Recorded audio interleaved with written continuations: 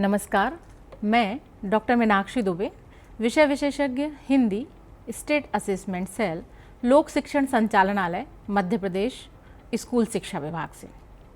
आज हम चर्चा करने जा रहे हैं राष्ट्रीय शिक्षा नीति 2020, जिसे हम कहते हैं नेशनल एजुकेशन पॉलिसी 2020 या NEP 2020।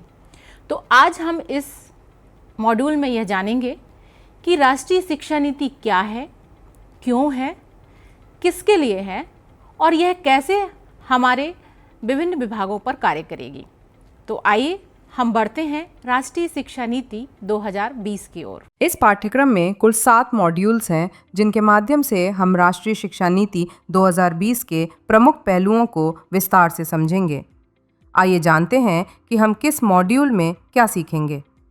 एक, राष्ट्रीय शिक्षा नीति 2020 एक परिचय।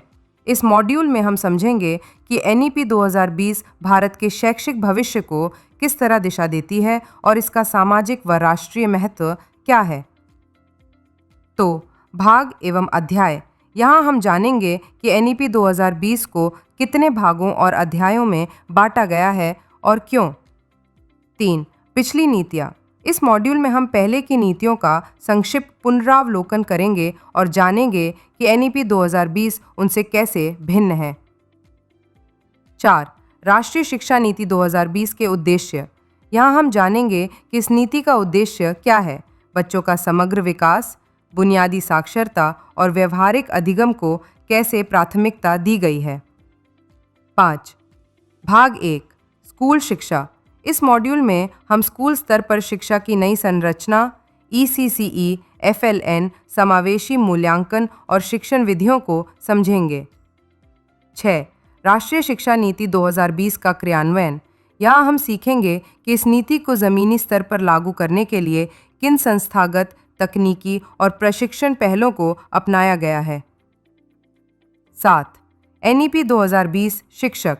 अंतिम मॉड्यूल में हम जानेंगे कि शिक्षक इस नीति के केंद्र में हैं और उनके चयन, प्रशिक्षण तथा विकास को कैसे सुदृढ़ किया जा रहा है।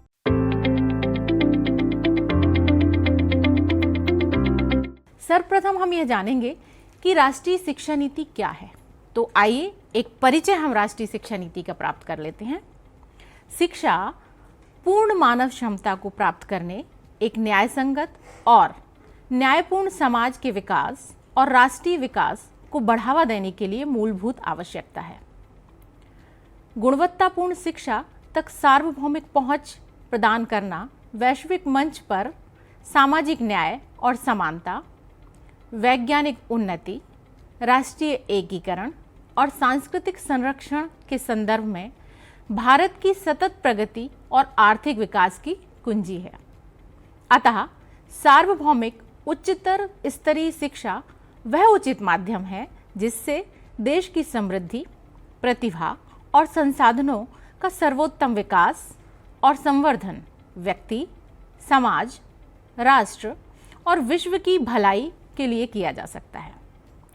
अगले दशक में भारत दुनिया का सबसे युवा जनसंख्या वाला देश होगा और इन युवाओं को उच्चतर गुणवत्तापूर्ण शैक्षिक अवसर प्रदान करना, भारत का भविष्य इस पर ही निर्भर करेगा। अतः राष्ट्रीय शिक्षा नीति 2020 अर्थात NEP 2020 प्राचीन एवं सनातन भारतीय ज्ञान तथा विचार की समृद्ध परंपरा के आलोक में तैयार की गई शिक्षा नीति है।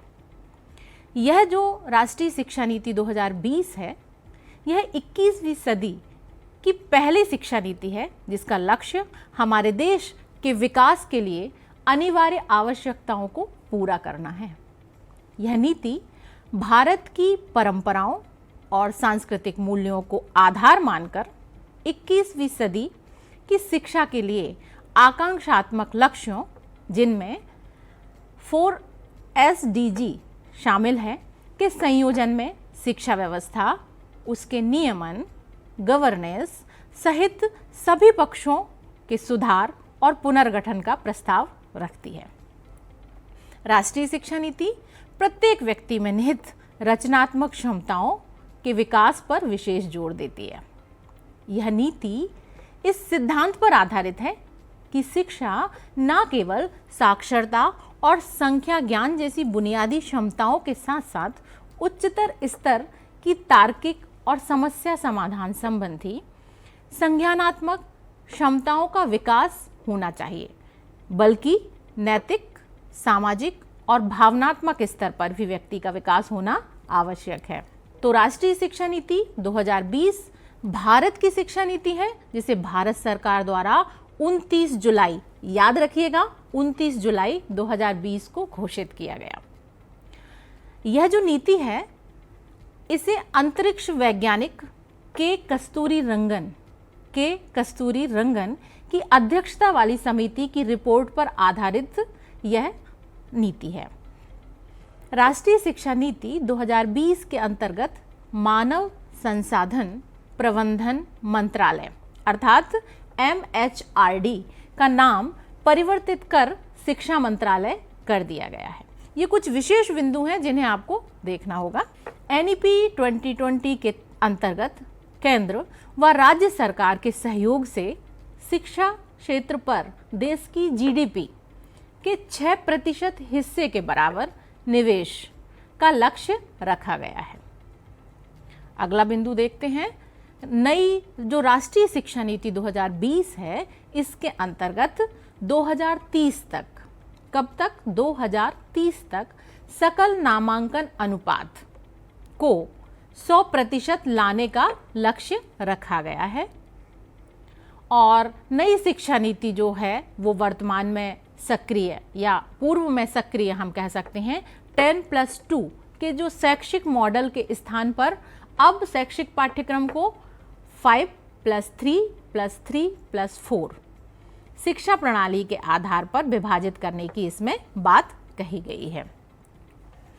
तो बहुत बहुत धन्यवाद। आपने अभी इतने चर्चा के दौरान यह जाना कि वास्तविकता में राष्ट्रीय शिक्षा नीति का परिचय आप इसके माध्यम से जान पाए कि राष्ट्रीय शिक्षा नीति है क्या, किस संदर्भ में उसको तैयार किया गया, उस समिति कौन सी समिति थी, उसके अध्यक्ष कौन थे।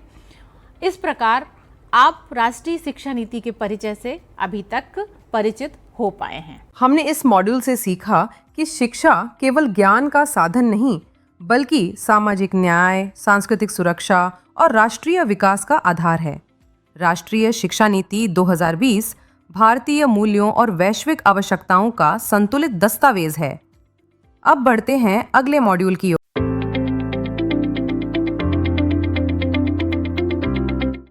आइए अब हम जान लेते हैं कि NEP 2020 के कितने भाग एवं अध्याय हैं। हमें यह देखना होगा कि NEP 2020 अर्थात राष्ट्रीय शिक्षा नीति 2020 जो है उसका जो मूल दस्तावेज है उसको कितने भागों में बांटा गया है। तो हम देख लेते हैं। इसमें कुल 4 भाग हैं। पहला भाग स्कूल शिक्षा के बारे में बात करता है, जिसमें कुल 8 अध्याय हैं। पहला अध्याय है प्रारंभिक बाल्यावस्था, देखभाल और शिक्षा, सीखने की नींव। दूसरा अध्याय है बुनियादी साक्षरता एवं संख्या ज्ञान, सीखने के लिए एक तात्कालिक आवश्यकता और पूर्व शर्त। तीसरे अध्याय में अगर हम देखते हैं तो यह शिक्षा नीति हमें मार्गदर्शित करती है ड्रॉप आउट बच्चों की संख्या कम करना और सभी स्तरों पर शिक्षा की सार्वभौमिक पहुंच सुनिश्चित करने पर। चौथा अध्याय है स्कूल में पाठ्यक्रम और शिक्षण शास्त्र, अधिगम समग्र, एकीकृत, आनंददायी और रुचिकर होना चाहिए। इस पर यह अध्याय आधारित है। पांचवा अध्याय जो स्कूल शिक्षा भाग के अंतर्गत है वह आधारित है शिक्षक पर। अध्याय 6 समतामूलक और समावेशी शिक्षा पर आधारित है, जो कि यह तय करता है कि सभी के लिए अधिगम होना चाहिए। अध्याय 7 में स्कूल कॉम्प्लेक्स या क्लस्टर के माध्यम से कुशल संसाधन और प्रभावी ई-गवर्नेंस के बारे में बात की गई है, या हम जिसे कहें क्लस्टर के माध्यम से कुशल संसाधन और प्रभावी गवर्नेंस, ये अध्याय है। अध्याय 8 है स्कूली शिक्षा के लिए मानक निर्धारण और प्रत्यायन के लिए। तो यह पहला भाग था। दूसरा भाग है उच्चतर शिक्षा का। इसमें कुल 9 से लेकर 19 तक अध्याय हैं। तो 9वां अध्याय जो है वह है गुणवत्तापूर्ण विश्वविद्यालय एवं महाविद्यालय, भारतीय उच्चतर शिक्षा व्यवस्था हेतु एक नया और भविष्योन्मुखी दृष्टिकोण। 10वां अध्याय है संस्थागत पुनर्गठन और समेकन। 11वां अध्याय है समग्र और बहुविषयक शिक्षा की ओर। अध्याय 12 हमें बताता है सीखने के लिए अनुकूलतम वातावरण व छात्रों का सहयोग। अध्याय 13 है प्रेरित, सक्रिय और सक्षम संकाय के लिए। अध्याय 14 हमें मार्गदर्शित करता है उच्च शिक्षा में समता और समावेश के लिए। अगले अध्याय की अगर हम बात करते हैं तो अध्याय 15 शिक्षक शिक्षा पर आधारित है। अध्याय 16 व्यावसायिक शिक्षा का नवीन आकल्पन। अध्याय 17 नवीन राष्ट्रीय अनुसंधान फाउंडेशन के माध्यम से सभी क्षेत्रों के गुणवत्ता युक्त अकादमिक अनुसंधान को उत्प्रेरित करना। अध्याय 18 उच्चतर शिक्षा की नियामक प्रणाली में आमूलचूल परिवर्तन। अध्याय 19 उच्चतर शिक्षा संस्थानों के लिए प्रभावी शासन और नेतृत्व।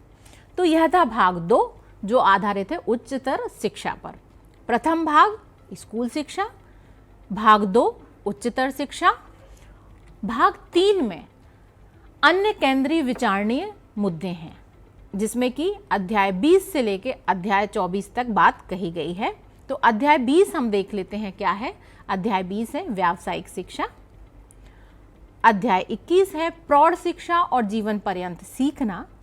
अध्याय 22 में भारतीय भाषाओं, कला और संस्कृति के संवर्धन की बात कही गई है। अध्याय 23 है प्रौद्योगिकी का उपयोग और एकीकरण। और अध्याय 24 ऑनलाइन और डिजिटल शिक्षा पर आधारित है जिसमें प्रौद्योगिकी का न्याय सम्मत उपयोग सुनिश्चित करना, इस पर बात की गई है। अब अंतिम अध्याय है वह है भाग 4, क्षमा कीजिएगा, अंतिम भाग 4 जो है क्रियान्वयन रणनीति के लिए। और इसमें कुल अध्याय हैं 25, 26 और 27। तो ये 27 तक अध्याय यहाँ पर हैं। 25वां अध्याय है केंद्रीय शिक्षा सलाहकार बोर्ड का सशक्तिकरण। 26 अध्याय है वित्त पोषण सभी के लिए वहनीय और गुणवत्तापूर्ण शिक्षा। और अध्याय 27 है कार्यान्वयन। और अंत में इस संपूर्ण दस्तावेज जो है इसमें जो प्रयुक्त संकेताक्षर हैं उनकी सूची प्रदान की गई है। तो इस प्रकार आपने इस भाग में देखा कि जो राष्ट्रीय शिक्षा नीति 2020 है उसके कुल 4 भाग हैं। उन 4 भागों के अंतर्गत 27 अध्याय हैं और उन 27 अध्यायों में राष्ट्रीय शिक्षा नीति किस तरह से काम करेगी उसके बारे में संपूर्ण विवरण दिया गया है। अंत में जो संकेताक्षर हैं उनकी सूची भी प्रदान की गई है। तो कुल मिलाकर अगर हम देखें इस भाग में आपने यह जाना कि यह जो राष्ट्रीय शिक्षा नीति 2020 है इसका जो मूल दस्तावेज है वो किस प्रकार से विभाजित है, कौन कौन से उसके भाग हैं, कौन कौन से शीर्षक से उसमें हमें मार्गदर्शित किया गया है। धन्यवाद। हमने इस मॉड्यूल से सीखा कि NEP 2020 को विभिन्न भागों और अध्यायों में विभाजित कर उसे व्यवहारिक और विषयवार ढंग से प्रस्तुत किया गया है जिससे कार्यान्वयन को आसान बनाया जा सके। अब बढ़ते हैं अगले मॉड्यूल की ओर।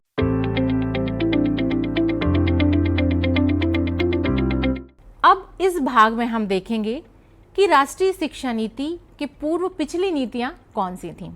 तो हम बात कर लेते हैं कि राष्ट्रीय शिक्षा नीति 1986 हमने देखी है और वह शिक्षा नीति जिसमें संशोधन किया गया था 1992 में अर्थात 1992 में। फिर एक और महत्वपूर्ण बात हमारे समक्ष आई थी वो थी निःशुल्क और अनिवार्य शिक्षा अधिनियम। आप सभी को याद होगा 2009 में 1986 और 1992 की ये जो नीति थी इसके बाद यह एक बड़ा कदम रहा है। कौन सा? निःशुल्क और अनिवार्य शिक्षा अधिनियम 2009, जिसे निश्चित तौर पर श्रेय जाता है सार्वभौमिक प्रारंभिक शिक्षा सुलभ करवाने हेतु कानूनी आधार उपलब्ध करवाने का। अतः कहा जा सकता है 1986 और 1992 की जो नीति है, संशोधित नीति, उसके जो अधूरे कार्य छूट गए थे, उन अधूरे कार्यों को पूरा करने का भरसक प्रयास है राष्ट्रीय शिक्षा नीति 2020। साथ ही एक और उल्लेखनीय बात है कि शिक्षा पर जो पिछली नीतियों का जोर था वो मुख्य रूप से क्या था, शिक्षा तक पहुंच के मुद्दों पर था, जबकि यह शिक्षा नीति की उपलब्धता से आगे शिक्षा के पाठ्यक्रम, उसके माध्यम, शिक्षण विधियों आदि पर विशेष ध्यान देती है। तो हमें यह देखना होगा कि यह जो नीति है वो क्या करती है। यह नीति शिक्षा की उपलब्धता के आगे जाकर शिक्षा के पाठ्यक्रम, उसके माध्यम, शिक्षण विधियों पर भी विशेष ध्यान आकर्षित करती है। अब राष्ट्रीय शिक्षा नीति 2020 के आधार पर हम देखते हैं कि शैक्षिक प्रणाली का आखिर उद्देश्य क्या है। तो शैक्षिक प्रणाली का उद्देश्य जो इस दस्तावेज में कहा गया है वह क्या है, अच्छे नागरिकों का निर्माण करना। निश्चित तौर पर अच्छे नागरिकों का निर्माण करना किसी भी देश के लिए सबसे पहला एक उद्देश्य होना चाहिए और है। तो कैसे नागरिक का निर्माण करना, जिनमें तर्कसंगत विचार हो, कार्य करने की क्षमता हो, करुणा, सहानुभूति, साहस, लचीलापन, वैज्ञानिक चिंतन, रचनात्मकता, कल्पनाशीलता और नैतिक मूल्य जिनके आधार हों। संविधान द्वारा परिकल्पित समावेशी और बहुलतावादी समाज के निर्माण में बेहतर ढंग से योगदान करने वाले उत्पादक व्यक्तित्व तैयार करना, यह भी हमारी शिक्षा प्रणाली का उद्देश्य है। और अब हम देखें कि शैक्षिक प्रणाली का उद्देश्य हमने देख लिया। अच्छी शैक्षणिक संस्था क्या होती है, इस बारे में हमारी राष्ट्रीय शिक्षा नीति क्या कहती है। तो यहाँ हमें मार्गदर्शित किया जाता है कि अच्छी शैक्षणिक संस्था वह है जिसमें प्रत्येक विद्यार्थी का स्वागत हो, उसकी पूरी देखभाल हो, प्रेरणादायी और सुरक्षित सीखने का वातावरण हो, सीखने के विविध अनुभव उपलब्ध हो और सीखने की दिशा में एक बेहतर बुनियादी ढांचा और संसाधनों की उपलब्धता हो। तो इन दोनों के आधार पर राष्ट्रीय शिक्षा नीति 2020 के जो आधार सिद्धांत हैं, तो अतः NEP 2020 हमें कुछ मूलभूत सिद्धांत देती है जो शैक्षिक प्रणाली और शिक्षण संस्थाओं दोनों का मार्गदर्शन करेगी। तो वो सिद्धांत क्या हैं, आइए देख लेते हैं। वह सिद्धांत हैं कि हर बच्चे की विशिष्ट क्षमताओं की स्वीकृति, पहचान और उनके विकास हेतु प्रयास। अगला सिद्धांत है बुनियादी साक्षरता और संख्या ज्ञान को सर्वाधिक प्राथमिकता। लचीलापन, ज्ञान प्राप्ति में हानिकारक ऊंच नीच, परस्पर दूरी और असंबद्धता को दूर करने हेतु कला और विज्ञान, पाठ्यक्रम और पाठ्येतर गतिविधियों तथा व्यावसायिक और शैक्षणिक धाराओं के बीच समन्वय। अगला सिद्धांत जो काम करता है वह है बहुविषयक और समग्र शिक्षा का विकास। फिर रटंत पद्धति अर्थात जो रोट लर्निंग है, तो रटंत पद्धति एवं केवल परीक्षा के लिए शिक्षा पर जोर ना देकर अवधारणात्मक समझ पर जोर देना। अगला बिंदु है जो जिस सिद्धांत पर हमें कार्य करना है वो है बहुभाषिकता तथा भाषा की शक्ति को प्रोत्साहन, जीवन कौशल, सीखने के लिए सतत मूल्यांकन पर जोर। अगला सिद्धांत तकनीकी के यथासंभव उपयोग पर बल, विविधता और स्थानीय परिवेश के लिए पाठ्यक्रम, शिक्षण शास्त्र और नीति में एक सम्मान। शैक्षिक निर्णयों का आधार पूर्ण समता और समावेशन हो, यह एक सिद्धांत है। और प्रत्येक स्तर के शिक्षा पाठ्यक्रमों में आपस में सामंजस्य हो, शिक्षकों और संकाय को सीखने की प्रक्रिया का केंद्र मानना, शिक्षा में नवाचारों को बढ़ावा देना, उत्कृष्ट स्तर का शोध जिसके परिणाम स्वरूप गुणवत्तापूर्ण शिक्षा और उसके विकास की दिशा में आगे बढ़ा जा सके। निरंतर अनुसंधान, यह भी एक सिद्धांत है जिसमें नियमित मूल्यांकन और उसकी सतत समीक्षा आती है। भारतीय जड़ों से बंधे रहना, यह एक मूलभूत सिद्धांत है कि भारतीय जड़ों से बंधे रहना और जहां प्रासंगिक लगे वहां भारत की समृद्ध परंपरा और संस्कृति एवं ज्ञान प्रणालियों को सम्मिलित कर उनसे प्रेरणा प्राप्त करना। शिक्षा एक सार्वजनिक सेवा अर्थात गुणवत्तापूर्ण शिक्षा प्रत्येक बच्चे का मौलिक अधिकार हो। एक मजबूत, जीवंत सार्वजनिक शिक्षा प्रणाली में पर्याप्त निवेश। अब हम देखते हैं कि इस नीति का विजन क्या है। तो इस राष्ट्रीय शिक्षा नीति का विजन भारतीय मूल्यों से विकसित शिक्षा प्रणाली है, जो सभी को उच्चतर गुणवत्तापूर्ण शिक्षा उपलब्ध कराकर भारत को वैश्विक ज्ञान की महाशक्ति बनाकर भारत को एक जीवंत और न्याय संगत ज्ञान समाज में बदलने के लिए प्रत्यक्ष रूप से योगदान करेगी।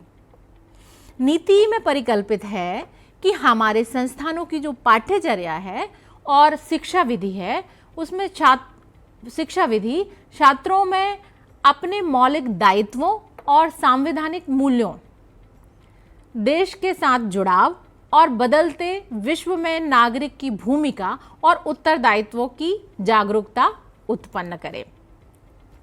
एक अन्य विजन अगर हम देख लें नीति का, तो वह है कि नीति का विजन छात्रों में भारतीय होने का गर्व उत्पन्न करना है। निश्चित तौर पर भारतीय होने का गर्व उत्पन्न करना इस नीति का मुख्य लक्ष्य भी है, और यह भारतीयता का गर्व न केवल विचारों अपितु व्यवहार, बुद्धि, कार्यों, साथ ही साथ ज्ञान, कौशल, मूल्यों में भी होना चाहिए, जिससे मानवाधिकारों, स्थायी विकास और जीवन यापन तथा वैश्विक कल्याण के लिए प्रतिबद्ध हो।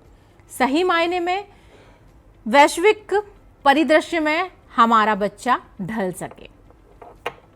तो इस भाग में आपने देखा कि हमारी जो शिक्षा नीति, राष्ट्रीय शिक्षा नीति है, उसका विजन क्या है, वो किस सिद्धांत पर कार्य करती है और किन सिद्धांतों का पालन करके हमें अपनी शिक्षा प्रणाली और आगे पाठ्यक्रम में बढ़ना चाहिए। हमने इस मॉड्यूल से सीखा कि NEP 2020 पूर्ववर्ती नीतियों की कमियों को दूर कर शिक्षा की गुणवत्ता और पहुंच दोनों पर संतुलित दृष्टिकोण प्रदान करती है। अब बढ़ते हैं अगले मॉड्यूल की ओर।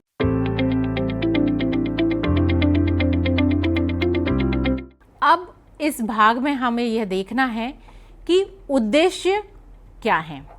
तो हम यह देखेंगे कि राष्ट्रीय शिक्षा नीति 2020 के उद्देश्य क्या हैं। किसी शिक्षा शास्त्री का मुझे एक कथन याद आ रहा है, जब वो कहते हैं कि उद्देश्य के ज्ञान के अभाव में शिक्षक उस नाविक के समान है जिसे लक्ष्य का ज्ञान नहीं होता, और शिक्षार्थी उस पतवार विहीन नौका के समान जो लहरों के थपेड़े खाते हुए तट तक पहुंचती है। तो किसी भी शिक्षा के किसी भी बात के लिए आवश्यक है उद्देश्य का होना। राष्ट्रीय शिक्षा नीति 2020 का उद्देश्य क्या है, तो आइए हम देख लेते हैं। सभी के लिए शिक्षा की सार्वभौमिक उपलब्धता, यह इसका उद्देश्य है। 3 से 18 वर्ष के सभी बच्चों के लिए गुणवत्तापूर्ण और समावेशी शिक्षा सुनिश्चित करना। अगला उद्देश्य है बुनियादी साक्षरता और संख्या ज्ञान, जिसे हम FLN कहते हैं, को मजबूत करना। इसके अंतर्गत हर बच्चे को पढ़ने, लिखने और गणना करने में दक्ष बनाना है। अगले उद्देश्य की अगर हम बात करें तो वह उद्देश्य है समग्र, बहुविषयक और आनंददायक शिक्षा। तो हमें इसमें यह देखना है, यह उद्देश्य यह कहता है कि सीखने को रटने के बजाय, अर्थात सीखने की जो प्रक्रिया है उसे रोट लर्निंग के स्थान पर व्यावहारिक, रचनात्मक और अनुभवात्मक बनाना, ताकि हमारे बच्चे रोट लर्निंग की दिशा से हटकर अपने अनुभव, व्यवहार और रचनात्मकतापूर्ण शिक्षा प्राप्त करें। अगला उद्देश्य है शिक्षकों और स्कूल प्रशासन को सशक्त बनाना। इसके लिए शिक्षकों के प्रशिक्षण, कैरियर प्रगति और विद्यालयों की प्रशासनिक दक्षता को सुधारना लक्ष्य रहेगा। फिर अगले उद्देश्य की अगर हम बात करें तो वह है प्रौद्योगिकी और नवाचार का उपयोग करना, जिसमें डिजिटल शिक्षा, ऑनलाइन लर्निंग और तकनीकी संसाधनों को बढ़ावा देना लक्ष्य रहेगा। अब हम बात करें विद्यालयीन स्कूल शिक्षा के उद्देश्य पर, तो हम कह सकते हैं कि सर्वांगीण विकास पर जोर देना यह एक प्रमुख लक्ष्य है। जिज्ञासा और रचनात्मकता को प्रोत्साहन, सीखने की प्रक्रिया को अधिक खोजपरक, तार्किक, समस्या समाधान उन्मुख बनाना यह लक्ष्य है। गुणवत्ता और समानता सुनिश्चित करना एक उद्देश्य हमारा यह है। सभी बच्चों को समान अवसर देते हुए शिक्षा में गुणवत्ता बनाए रखना। आजीवन सीखने की प्रवृत्ति विकसित करना, अर्थात छात्रों को सीखने के प्रति रुचि और नवाचार करने की मानसिकता प्रदान करना यह उद्देश्य है। अगला उद्देश्य है भारतीय मूल्यों और वैश्विक दृष्टिकोण का समावेश शिक्षा प्रणाली में करना। हम उच्च शिक्षा के उद्देश्यों की अगर बात करें तो गुणवत्तापूर्ण और समावेशी उच्च शिक्षा सभी छात्रों को समान अवसर प्रदान कर उत्कृष्टता और नवाचार को बढ़ावा देना। अगला उद्देश्य है बहुविषयक और लचीली शिक्षा प्रणाली, जिसमें कठोर विषय सीमाओं को हटाकर छात्रों को विभिन्न विषयों का अध्ययन करने की स्वतंत्रता देना। अगला उद्देश्य है शोध और नवाचार को बढ़ावा देना। तो उच्च शिक्षण संस्थानों में अनुसंधान संस्कृति विकसित करना और प्रौद्योगिकी आधारित शिक्षा को बढ़ावा देना यह एक उद्देश्य है। अगले उद्देश्य की अगर हम बात करें तो शिक्षकों और संस्थानों को सशक्तिकरण प्रदान करना, शिक्षकों को बेहतर प्रशिक्षण और संस्थानों को अधिक स्वायत्तता प्रदान करना, वैश्विक प्रतिस्पर्धा के लिए छात्रों को तैयार करना। तो इस भाग में हमने देखा कि राष्ट्रीय शिक्षा नीति का उद्देश्य क्या है, स्कूल शिक्षा के लिए राष्ट्रीय शिक्षा नीति किन उद्देश्यों को लेकर चलती है और उच्च शिक्षा के लिए राष्ट्रीय शिक्षा नीति किन उद्देश्यों को लेकर चलती है। धन्यवाद। हमने इस मॉड्यूल से सीखा कि NEP 2020 का उद्देश्य समावेशी, आनंददायी और जीवन कौशल आधारित शिक्षा व्यवस्था विकसित करना है जो बाल केंद्रित और बहुभाषी हो। अब बढ़ते हैं अगले मॉड्यूल की ओर।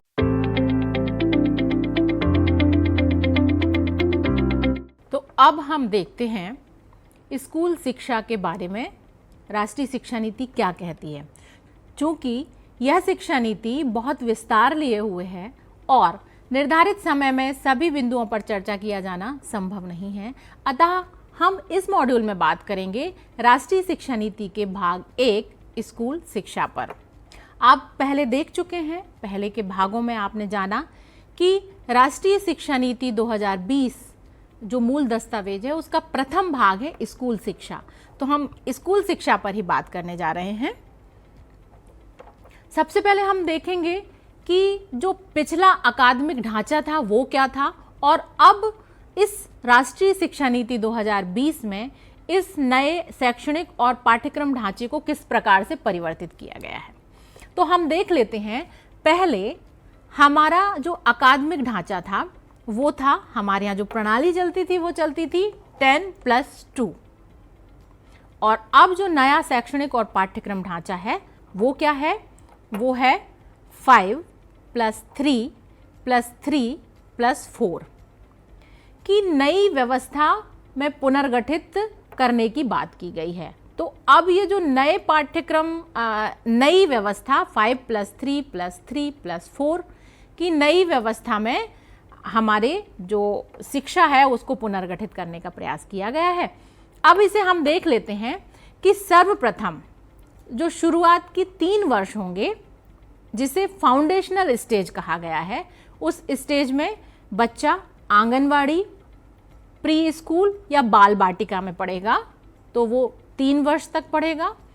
फिर अगले 2 वर्ष होंगे उसके कक्षा 1 और कक्षा 2 के, और इसके लिए जो उम्र होगी बच्चे की वो क्या होगी, 6 वर्ष से 8 वर्ष तक बच्चा, ये जो पहला फाउंडेशनल स्टेज है, मतलब 8 वर्ष तक पहले फाउंडेशनल स्टेज को अर्थात क्लास 2 को वो पूर्ण करेगा। अगला जो स्तर है वो है क्लास 3 से लेकर क्लास 5 तक का, जिसमें एज होगी 8 से लेकर 11 वर्ष। तो कक्षा 3 से लेकर कक्षा 5 तक एक दूसरा स्तर है जिसको प्रिपरेटरी स्टेज कहा गया है। तीसरा भाग है मिडिल स्टेज, और यह जो भाग है इसमें बच्चे की उम्र होगी 11 वर्ष से लेकर 14 वर्ष, अर्थात 14 वर्ष में बच्चा कक्षा 8 पूर्ण करेगा। और फिर उसके बाद में आती है सेकेंडरी स्टेज। तो सेकेंडरी स्टेज में कक्षा 9 से लेकर कक्षा 12 तक बच्चे की शिक्षा आएगी, जिसमें उम्र होगी 14 वर्ष से लेकर 18 वर्ष तक। तो इस प्रकार हम देखते हैं कि ये जो नया शैक्षणिक और पाठ्यक्रम ढांचा है ये 5 + 3 + 3 + 4 पर आधारित है, जहां पहले 5 वर्ष में बच्चा फाउंडेशनल स्टेज में होगा, फिर प्रिपरेटरी स्टेज में होगा 3 वर्ष, फिर अगले 3 वर्ष बच्चा होगा मिडिल स्टेज में, और फिर अगले 4 वर्ष बच्चा होगा सेकेंडरी स्टेज में, जहां वो कक्षा 9 से लेकर कक्षा 12 तक की अपनी शिक्षा को पूर्ण करेगा। अब ये जो पेडागोजिकल फॉर्मूला है इसको आपने देख लिया है, 5 + 3 + 3 + 4 शिक्षा संरचना। तो सीखने की प्रक्रिया को अधिक लचीला और उम्र के अनुसार उपयुक्त बनाने के लिए नया शैक्षिक ढांचा लागू किया गया है, आप देख सकते हैं। समग्र और बहुविषयक दृष्टिकोण, इसमें रटने के बजाय अर्थात रोट लर्निंग के स्थान पर विश्लेषण और व्यावहारिक अनुप्रयोग पर जोर दिया गया है। खेल और गतिविधि आधारित शिक्षण, स्कूल शिक्षा के लिए विशेषकर यह कहा गया है कि खेल और गतिविधि आधारित शिक्षण होना चाहिए, जिससे अधिगम को आनंददायी, रोचक और अनुभवात्मक बनाने के लिए इंटरैक्टिव पद्धतियों का, शिक्षण विधियों का प्रयोग किया जाना चाहिए। शिक्षा के माध्यम पर बात की गई है, तो यह एक विशेष बात है कि अब जो परिवर्तन किया गया है इस शिक्षा नीति में वो यह कि शिक्षा का माध्यम मातृभाषा हो। तो प्रारंभिक कक्षाओं में यहाँ पर यह बात कही गई है कि प्रारंभिक कक्षाओं में कम से कम ग्रेड 5 तक, बल्कि बेहतर होगा कि यह ग्रेड 8 और उसके आगे तक भी हो। शिक्षा का माध्यम क्या होना चाहिए? शिक्षा नीति कहती है कि शिक्षा का माध्यम घर की भाषा, मातृभाषा, स्थानीय भाषा या कि क्षेत्रीय भाषा होगी। तो इसे विशेष रूप से समझ लेना चाहिए कि कक्षा 5 तक, कम से कम कक्षा 5 तक हमारी राष्ट्रीय शिक्षा नीति इस बात को कहती है कि कम से कम ग्रेड 5 तक जो बच्चा है उसकी शिक्षा का माध्यम क्या होना चाहिए? उसकी घर की भाषा अर्थात मातृभाषा, स्थानीय भाषा या क्षेत्रीय भाषा होनी चाहिए, और अगर संभव हो तो आगे की कक्षाओं में भी ऐसा किया जाना सुनिश्चित होना चाहिए। यह कहती है हमारी राष्ट्रीय शिक्षा नीति 2020। अगला बिंदु जो स्कूल शिक्षा में कहा गया है वो है सतत मूल्यांकन प्रणाली। तो परीक्षा प्रणाली में सुधार कर रचनात्मक मूल्यांकन को बढ़ावा इसमें दिया गया है। अब प्रमुख शिक्षण विधियों की अगर हम बात करें तो प्रमुख शिक्षण विधियां हैं समग्र और बहुविषयक शिक्षण, जिसमें विषयों के बीच की सीमाओं को खत्म करके व्यावहारिक और अवधारणात्मक समझ पर जोर दिया गया है। अनुभवात्मक और गतिविधि आधारित शिक्षण, तो हम देखें कि इसमें खेल, कला, कहानी, परियोजनाओं और प्रायोगिक शिक्षण को बढ़ावा दिया गया है। मातृभाषा में शिक्षण, ये हम देख चुके हैं कि मातृभाषा में शिक्षण की सिफारिश की गई है। प्रौद्योगिकी संचालित शिक्षण, इसमें डिजिटल लर्निंग, स्मार्ट कक्षाओं, ई कंटेंट और ऑनलाइन संसाधनों का उपयोग बढ़ाया जाए, यह बात कही गई है। निरंतर और समग्र मूल्यांकन अर्थात सतत मूल्यांकन पद्धति, तो केवल परीक्षाओं पर ही निर्भर ना रहकर सीखने की निरंतर समीक्षा और सुधार पर इसमें ध्यान दिया गया है। अर्थात ऐसा ना हो कि वर्ष में एक बार मूल्यांकन को प्रमुखता दी जाए कि वर्ष में एक बार मूल्यांकन कर लिया गया और बच्चा उत्तीर्ण अनुत्तीर्ण हो गया। तो इसमें सीखने की जो निरंतर समीक्षा और उस पर सुधार हो, ऐसे आकलन की बात, ऐसे मूल्यांकन की बात कही गई है। अब एक संक्षिप्त अवलोकन अगर हम इस पर कर लें तो हमने देखा कि 5+3+3+4 शिक्षा संरचना लागू, प्रारंभिक बचपन देखभाल और शिक्षा को मजबूत करना, मातृभाषा में शिक्षा को बढ़ावा देना और बहुभाषिकता को बढ़ावा देना, यह बात इसमें कही गई है। व्यावसायिक शिक्षा और डिजिटल लर्निंग को सशक्त बनाने की बात कही गई है। शिक्षक प्रशिक्षण और मूल्यांकन में सुधार की बात की गई है। और इस प्रकार हमने देखा कि स्कूल शिक्षा में मुख्य बातें क्या हैं। अब हमें यह देखना होगा कि स्कूल शिक्षा जो भाग 1 है उसके अंतर्गत 8 अध्यायों में अपनी संपूर्ण बात यह दस्तावेज कहता है और हमें निर्देशित करता है, हमें मार्गदर्शित करता है। तो आइए अब हम अध्यायवार देखते हैं कि प्रथम अध्याय में क्या कहा गया है। तो प्रथम अध्याय है प्रारंभिक बाल्यावस्था देखभाल और शिक्षा, सीखने की नींव। 3 से 8 वर्ष के बच्चों के समग्र विकास के लिए ECCE अर्थात early childhood care and education को लागू किया गया। 5+3+3+4 प्रणाली के पहले चरण में आंगनवाड़ी और प्री स्कूल को सशक्त बनाया जाएगा। खेल गतिविधि और अन्वेषण आधारित शिक्षा पर और शिक्षण पर जोर दिया गया है। भाषाई, संज्ञानात्मक, सामाजिक और भावनात्मक कौशल को विकसित करने का इसमें लक्ष्य है। और राष्ट्रीय पाठ्यचर्या रूपरेखा अर्थात NCF के अंतर्गत early childhood care and education का प्रभावी क्रियान्वयन। तो अध्याय 1 में इतनी बातें सम्मिलित हैं। अध्याय 2 है बुनियादी साक्षरता एवं संख्या ज्ञान, सीखने के लिए एक तात्कालिक आवश्यकता और पूर्व शर्त। तो इसमें जो मुख्य बातें हैं वो क्या हैं, मैं उन पर दृष्टि डाल रही हूं। बुनियादी साक्षरता अर्थात पढ़ने लिखने और संख्या ज्ञान मतलब गणना, तर्क सभी बच्चों के लिए आवश्यक है। अगली बात जो इसमें बाहर निकल कर आती है वो यह है कि 2025 तक सभी विद्यार्थियों के लिए मूलभूत साक्षरता और संख्या ज्ञान प्राप्त करने का लक्ष्य है। फिर एक अगली बात जो इस अध्याय में की गई है वह है खेल आधारित, कहानी आधारित और अनुभवात्मक शिक्षण को बढ़ावा दिया जाना। राष्ट्रीय मिशन अर्थात FLN की स्थापना की जाएगी। शिक्षकों का प्रशिक्षण और माता पिता की भागीदारी को बढ़ावा दिया जाएगा।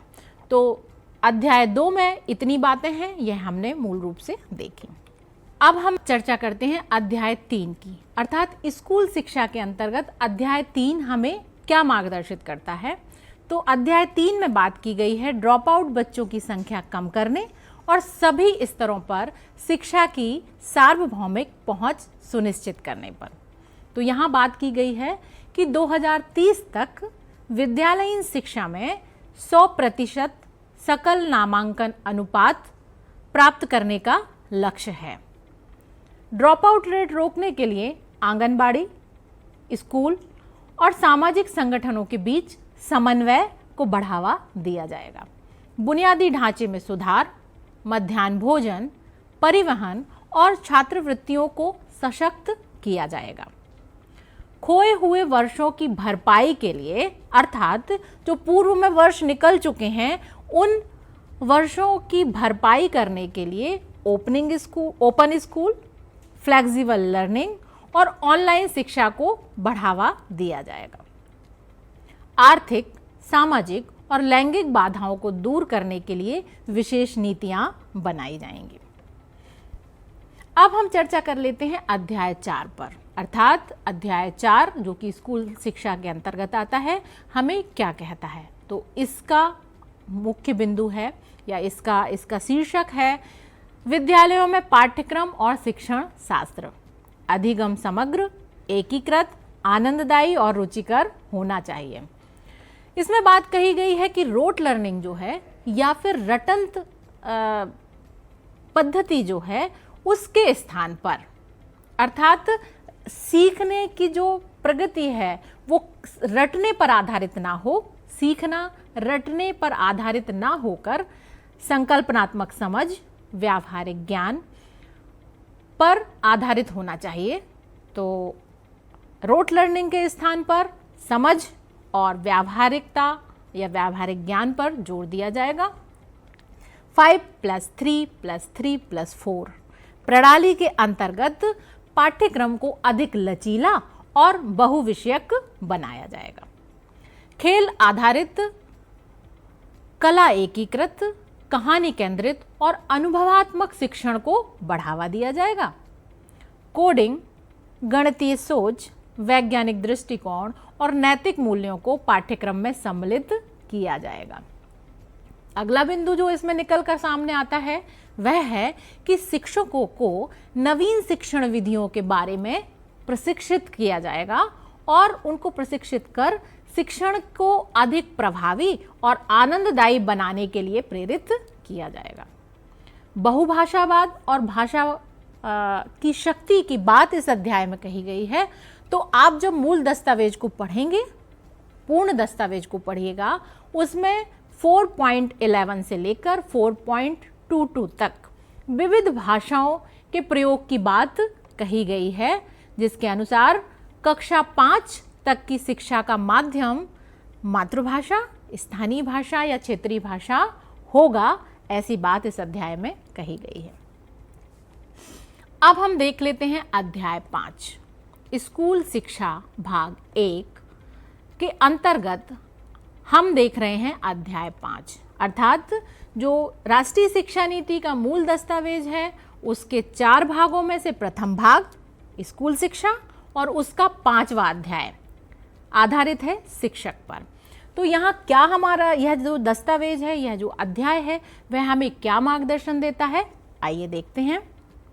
इसमें शिक्षकों की भर्ती, प्रशिक्षण और कैरियर प्रगति में सुधार कर उन्हें सशक्त बनाया जाएगा, ऐसी बात कही गई है। सभी शिक्षकों के लिए न्यूनतम 4 वर्षीय एकीकृत बीएड डिग्री अनिवार्य की जाएगी, यह कहा गया है। निरंतर व्यावसायिक विकास और शिक्षक प्रशिक्षण को अनिवार्य किया जाएगा, ऐसा इसमें हमें मार्गदर्शन दिया गया है।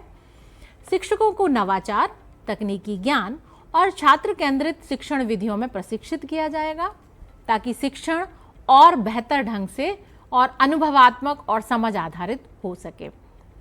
शिक्षकों की स्वायत्तता बढ़ाकर उन्हें सीखने के अनुभवों को अधिक प्रभावी और रोचक बनाने की स्वतंत्रता दी जाएगी। अब हम बात करते हैं अध्याय 6 पर।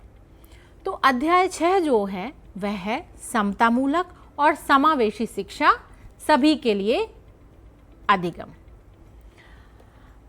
इसमें कहा गया है, इसमें जो मूल बातें हैं वह हैं सभी बच्चों, सभी विद्यार्थियों, विशेष रूप से जो वंचित समूहों हैं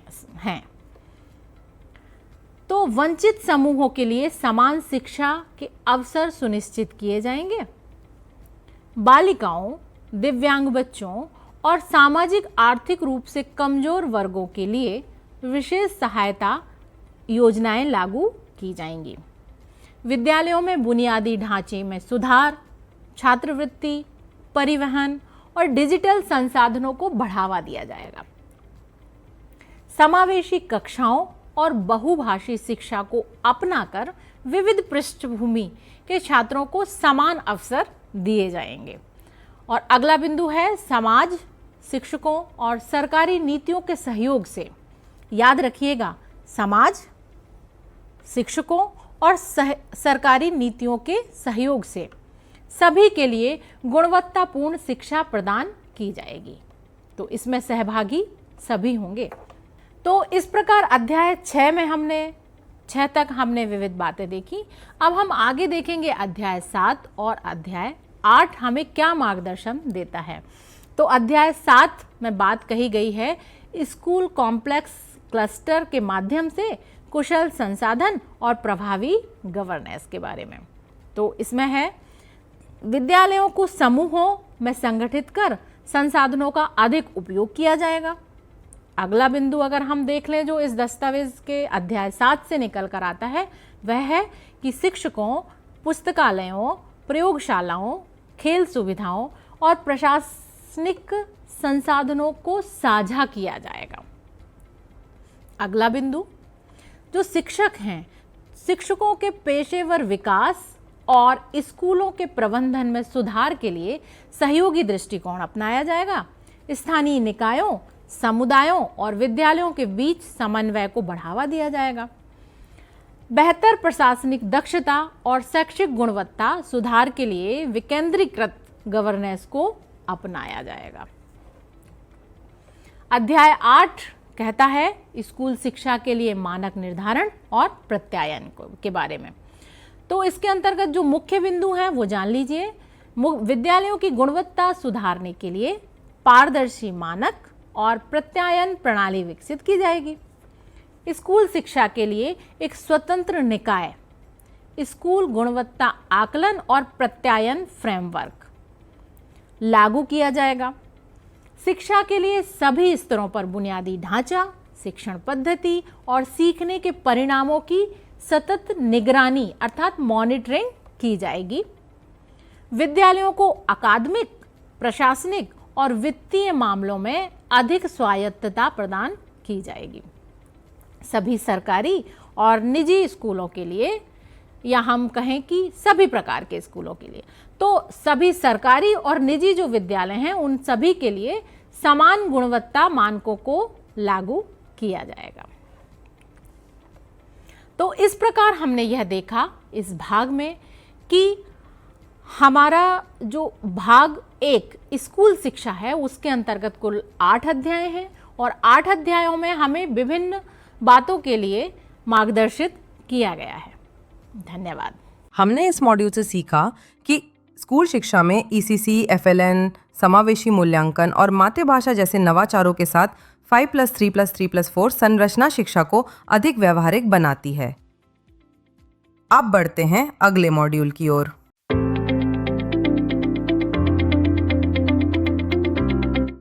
राष्ट्रीय शिक्षा नीति 2020 का क्रियान्वयन। तो भाग 4 में यह बात कही गई है कि क्रियान्वयन की रणनीति क्या होगी। तो उसके आधार पर यह मार्गदर्शन दिया गया है कि केंद्रीय शिक्षा सलाहकार बोर्ड का सशक्तिकरण हो और वित्त पोषण सही तरीके से हो। तो अब हम आगे देख लेते हैं राष्ट्रीय शिक्षा नीति 2020 का क्रियान्वयन मध्य प्रदेश के विशेष संदर्भ में। तो राष्ट्रीय शिक्षा नीति 2020 का क्रियान्वयन अगर हम मध्य प्रदेश में देखें तो हमें बहुत गर्व होता है कि मध्य प्रदेश राष्ट्रीय शिक्षा नीति 2020 लागू करने वाला दूसरा राज्य है। माननीय मंत्री जी स्कूल शिक्षा की अध्यक्षता में राज्य स्तरीय टास्क फोर्स का गठन किया गया है, राज्य स्तरीय समितियों का गठन किया गया है। NEP 2020 अर्थात राष्ट्रीय शिक्षा नीति 2020 पर अधिकारियों, प्राचार्यों, शिक्षकों का ऑनलाइन उन्मुखीकरण किया गया है और अभी सतत रूप से किया जा रहा है। राष्ट्रीय शिक्षा नीति 2020 के अंतर्गत ही स्टेट असेसमेंट सेल की स्थापना राज्य स्तर पर की गई है, जिसका मूल लक्ष्य मूल्यांकन पद्धति में सुधार करना है। स्टेट असेसमेंट सेल की अगर हम बात करें तो यह निरंतर मूल्यांकन पद्धति में सुधार, सीखने के प्रतिफलों तथा नवाचारों आधारित शिक्षक प्रशिक्षण, दक्षता उन्नयन एवं संवर्धन, ई कंटेंट तैयार करने आदि का कार्य कर रहा है। हाई ऑर्डर थिंकिंग प्रश्नों को तैयार कर उससे संबंधित कक्षा शिक्षण एवं प्रश्न पत्र निर्माण संबंधी शिक्षक प्रशिक्षण हेतु विषयवार कार्य कर रहा है। विद्यार्थियों के सीखने संबंधी नीड एनालिसिस कर स्टेट असेसमेंट सेल उनकी दक्षता उन्नयन हेतु मॉड्यूल तैयार कर रहा है। कक्षा में फॉर्मेटिव असेसमेंट को बढ़ावा दिया जा रहा है। यह एक विशेष बात है, जबकि हमारी NEP 2020 यह कहती है कि मूल्यांकन सतत होना चाहिए। तो कक्षाओं में फॉर्मेटिव असेसमेंट को कैसे बढ़ावा दिया जाए, इससे संबंधित प्रशिक्षण कार्य किए जा रहे हैं और शिक्षकों को इसके संदर्भ में अवगत किया जा रहा है और उनको आगे के लिए तैयार किया जा रहा है। विषयों में अधिक लचीलेपन और चुनाव के विकल्प के रूप में हाई स्कूल में गणित के प्रश्न पत्र 2 स्तर, जिसे बेसिक और स्टैंडर्ड गणित के बनाए जाने हेतु विज्ञप्ति जारी कर दी गई है। भारतीय कला एवं संस्कृति पर आधारित प्रोजेक्ट कक्षाओं में जोड़े जा चुके हैं। आकलन को रटकर याद करने के कौशल से हटाकर नियमित रचनात्मक आकलन हेतु सत्र 2020-21 से ही 40% वस्तुनिष्ठ प्रश्न एवं 20% समझ आधारित प्रश्नों को परीक्षा प्रणाली में समाहित किया गया है और शिक्षकों को विषयवार प्रशिक्षित किया जा रहा है। अब हम प्रिपरेटरी कक्षा की अगर बात करें तो कक्षा 3 एवं 4 हेतु अभ्यास पुस्तिकाएं, शिक्षक संदर्शिकाएं तैयार कर ली गई हैं और विद्यालयों को प्रेषित कर दी गई हैं। कक्षा 3 और 4 को पढ़ाने वाले शिक्षकों को प्रशिक्षित किया गया है। कक्षा 5 की परीक्षा बोर्ड पैटर्न पर आयोजित की जा रही है। कक्षा 3, कक्षा 4 और 5 के लिए समग्र प्रगति पत्रक तैयार कर लिए गए हैं। ऑनलाइन आइटम बैंक का निर्माण किया गया है जिसमें हाई ऑर्डर थिंकिंग प्रकृति के प्रश्न समाहित हैं। यह सभी स्तरों पर यह कार्य किया गया है कि मध्य प्रदेश ने हाई ऑर्डर थिंकिंग प्रश्न तैयार किए हैं और वो प्रश्न शिक्षकों के माध्यम से विद्यार्थियों तक पहुंच रहे हैं। अब मिडिल स्टेज की अगर हम बात करें तो NEP 2020 की अनुशंसा के क्रम में जनरल पेडागोजी की विधियों पर शिक्षकों को प्रशिक्षण दिया जा चुका है। कक्षा 6 से 8 के शिक्षकों हेतु मॉड्यूल तैयार कर लिए गए हैं। हाई ऑर्डर थिंकिंग प्रश्न यहाँ भी तैयार किए गए हैं और ऑनलाइन आइटम बैंक भी तैयार किए गए हैं।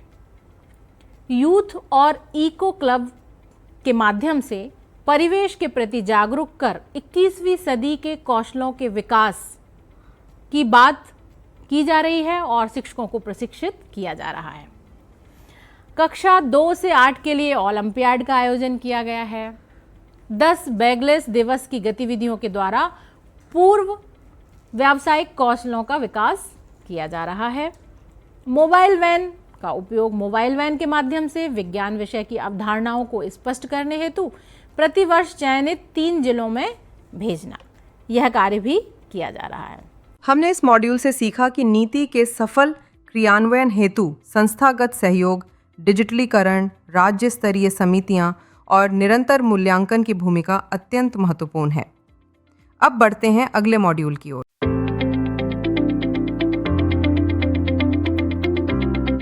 हम शिक्षक की बात करें कि हम शिक्षक के लिए के संदर्भ में मध्य प्रदेश ने क्या कार्य किए हैं, तो शिक्षा की गुणवत्ता सुनिश्चित करने हेतु प्रदेश में विगत 3 वर्षों में स्कूल शिक्षा विभाग द्वारा लगभग 35,000 रिक्त पदों पर शिक्षकों की नियुक्तियां की गई हैं। शिक्षकों को नवीन नियुक्ति दिया जाना प्रस्तावित है, उसके लिए आगे कार्य चल रहा है। शिक्षकों को उच्च पद पर प्रभार देकर पदस्थ किया गया है।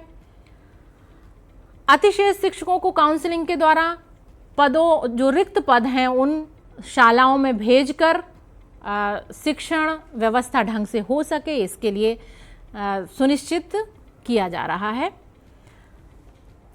शेष जो पद रिक्त रह गए हैं उनमें अतिशेष के बाद जो पद रिक्त रह गए हैं उनमें अतिथि शिक्षकों को शैक्षणिक कार्यों के लिए रखा गया है। शिक्षकों के स्थानांतरण, पदांकन, कार्यमुक्ति, ज्वाइनिंग एवं अतिथि शिक्षक का चयन पोर्टल के माध्यम से किया जा रहा है। NCERT के डिजिटल टीचर्स लर्निंग प्लेटफॉर्म या ट्रेनिंग प्लेटफॉर्म, जिसे हम निष्ठा कहते हैं, पर लगभग 3 लाख शिक्षक प्रशिक्षित हो चुके हैं। National professional standard for teachers के अनुसार शिक्षकों की क्षमता विकास के लिए शिक्षक प्रशिक्षण नीति तैयार की गई है। प्रदेश की जो 8 डाइट हैं उनमें भारत सरकार द्वारा उत्कृष्ट डाइट में उन्नयन करने हेतु अधोसंरचना विकास के लिए राशि स्वीकृत की गई है और कार्य प्रगति पर है। जो चयनित 8 डाइट है इनमें ECCE लैब तैयार की गई है। हमने इस मॉड्यूल से सीखा कि NEP 2020 शिक्षकों को शिक्षा सुधार की रीढ़ मानते हुए उनकी नियुक्ति, प्रशिक्षण और करियर प्रगति को सुदृढ़ करता है। अब बढ़ते हैं कोर्स के निष्कर्ष की ओर।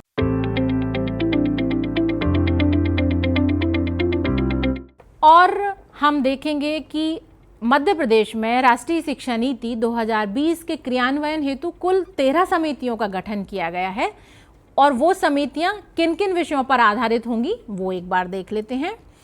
एक समिति बाल्यावस्था देखभाल एवं शिक्षा या सीखने का आधार की समिति होगी।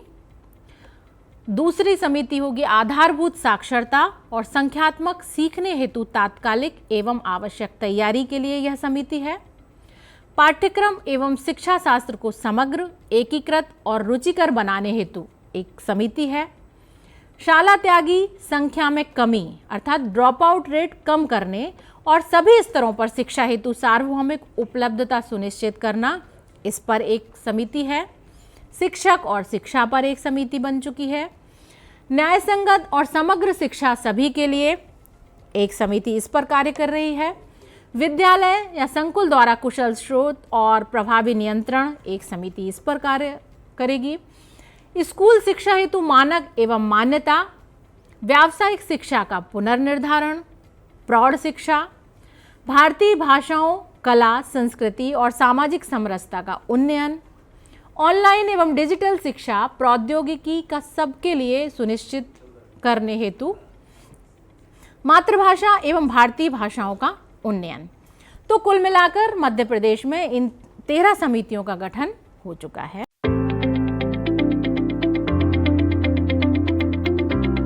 बहुत बहुत धन्यवाद। अंत में हम एक बार देख लेते हैं कि आपने इस मॉड्यूल में क्या जाना।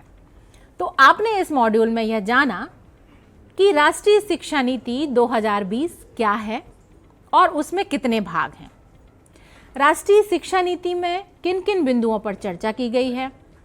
स्कूल शिक्षा के बारे में राष्ट्रीय शिक्षा नीति क्या कहती है। शिक्षक, शिक्षक प्रशिक्षण, मातृभाषा, पाठ्यक्रम, मूल्यांकन सभी के बारे में राष्ट्रीय शिक्षा नीति 2020 हमें किस प्रकार मार्गदर्शित करती है, यह सब आपने इस मॉड्यूल में जाना। आशा है इस मॉड्यूल के माध्यम से राष्ट्रीय शिक्षा नीति 2020 से आप भली भांति परिचित हो सकेंगे। आशा करते हैं कि यह जानकारी आपके लिए उपयोगी सिद्ध होगी। इसी विषय पर ध्यान दीजिएगा। इसी विषय पर हमने एक प्रश्नोत्तरी भी तैयार की है। आप उन प्रश्नों के उत्तर दीजिए। उत्तर देने के बाद आपको एक प्रमाण पत्र प्राप्त होगा जो आपके लिए निश्चित तौर पर उपयोगी सिद्ध होगा। धन्यवाद। अब हम जब प्रशिक्षण के अंत में आ गए हैं तो आइए देखते हैं कि हमने क्या क्या सीखा। राष्ट्रीय शिक्षा नीति 2020 केवल एक नीतिगत दस्तावेज नहीं बल्कि भारत की शैक्षिक दिशा और दर्शन का व्यापक दृष्टिकोण है। नीति के विभिन्न भागों और अध्यायों के माध्यम से शैक्षिक सुधारों को चरणबद्ध और संरचित तरीके से समझा गया। हमने जाना कि किस तरह पिछली नीतियों से सीख लेकर इस नीति को अधिक समावेशी, व्यावहारिक और वैश्विक संदर्भों के अनुरूप बनाया गया है।